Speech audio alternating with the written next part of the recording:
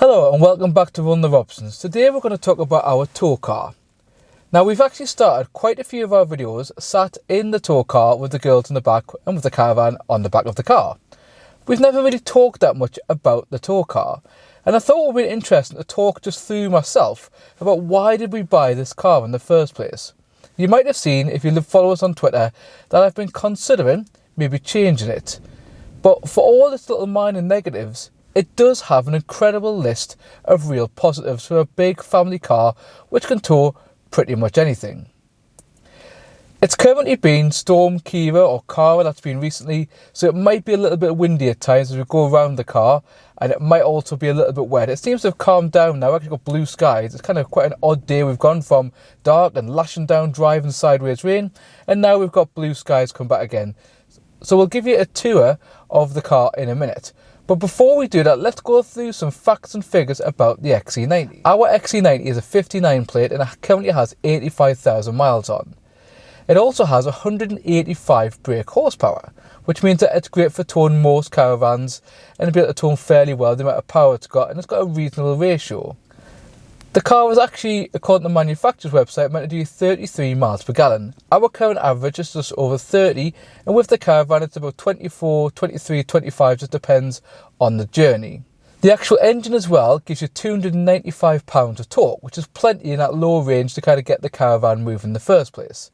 One of the really good things about the XC90 is its sheer weight. It has a very large curb weight, which then gives you a very good 85% rating. Just to talk through those numbers, here they are. The car has a curb weight of 2,121 kilograms, which gives it an 85% match of 1,802 or 1,802 kilograms. The nose weight, because we've got an automatic car, is actually only 90 kilos. So you'd have to be careful with some vans that do have quite heavy fronts. The tow limit of our car with the automatic gearbox is 2,250 kilograms. So what that means is that actually it can pretty much tow the vast majority of caravans out there. Even your very big twin axles that are 1,800, 1,900 kilos, legally this car can tow them. Let's go through some of the really positive things about this Volvo XC90 and why we chose it for us. Firstly, it's a very large car. Now for some people it might be a little bit daunting, but for me personally, having an automatic gearbox as well makes it really, really easy to drive. It's got a very large curb weight, which means it's great for the vast majority of caravans. It actually has 7 seats, although to be fair, we often only use the 5 seats. Even though it has 5 seats, unlike a lot of cars, it actually has 3 good sized seats. The middle seat is a little bit more narrow, but we'll show you that one in a minute. Our other car was a Peugeot 5008, and it was great for driving around the houses and doing things with the girls. When we got a Caravan, we actually already had a tow bar on that car. The only other issue was I never quite felt comfortable and stable with the Caravan. Once you got about near 60, doesn't matter what I did with the weight, it always seemed, particularly if it was windy or a big van came past it, it never quite felt safe. So when we got the Volvo, it was an absolute different world. It never ever feels unsteady. It never feels like the Caravan is going to take over. It never feels like I've even had the ATC kick in our first Caravan. It just seems solid, absolutely solid car. One thing we do really like about the car is the boot. It's colossal, and that is exactly what you need when you've got 3 children and you drive a Caravan on the back. We can fit a lot of things in there, and you'll get to see it now, and you can see it's a bit messy. But actually, even when it's a bit messy like it currently is, there's still plenty of storage there in the back of the car. When we went to France in the summer, we had a portable fridge that took up a lot of space. We had the awning in the back. We had 3 loads of bags of clothes in the back. We had the pushchair in the back, and we had lots of other things in there as well. And actually, I don't think many other cars can kind of compete that are not a van for the amount of storage that you get inside the car and in the boot. So one of the things we like is right behind me. The actual middle seat is a booster, which means that we don't have to carry a separate booster. So again, when we go to France, because the 2 older girls both need a boost at the moment, it means that we won't have to take 1 booster with us in the boot. And actually this year, we won't have to take that at all because Maisie's now 10. And as far as I can tell, she no longer requires a booster. So let's go and have a look around the car. So as I say, we are currently experiencing a bit of a storm, so if it's a bit windy, I apologise.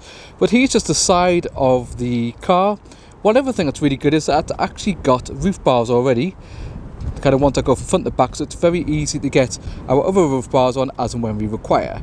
We've got it in silver, and it is pretty good on the whole, and kind of even when it is dirty, it doesn't look massively dirty. Let's have a quick look in the boot. So one of the things we said was the storage in here. And as you can see, even though it's an absolute tip at the moment, it's got a load of stuff in, but there's still an absolute mammoth amount of storage space in here. It also has this handy little lever, which kind of brings the back down. Now, one of the things we've seen when we've looked at some of the cars that are out there is that the back part of the car gets absolutely trashed by people pulling stuff in and out. That plastic cap just helps keep that nice and neat. So plenty of storage space there with absolutely everything we could put in. I even fit my bike in there when I use it in the summer. Sometimes I'll drive to work and I'll put my bike in there as well, and it fits really, really well. So coming round to the side of the car and into the back area where the children sit, as you can see, there are 3 separate seats. The last one currently being taken up by my youngest daughter's Olivia's car seat. It has ISOFIX on both of those sides. It has some kind of cubby holes here, which just has some educational documents at the moment. Another cubby hole on the other side. Really good pockets on the side, although obviously the girls do stuff quite a lot of stuff in there. And as I said, it's got an integrated booster, so as and when you require it, or we pretty much leave it up all the time, little lever, and it'll just go back. Goes back into place. So again, we've actually got rubber mats down here just to protect the floor. And again, in the front of the car, plenty of space. It has incredibly large cup holders, which also fits my chili cup while I make my video here. It has a stereo, not the most advanced. Again, it's a 59 plate. It also actually has, you can see here, it has a aux in. So rather than buying a new fancy radio, we've done is just buy a cable that goes into my iPhone. There are other phones out there.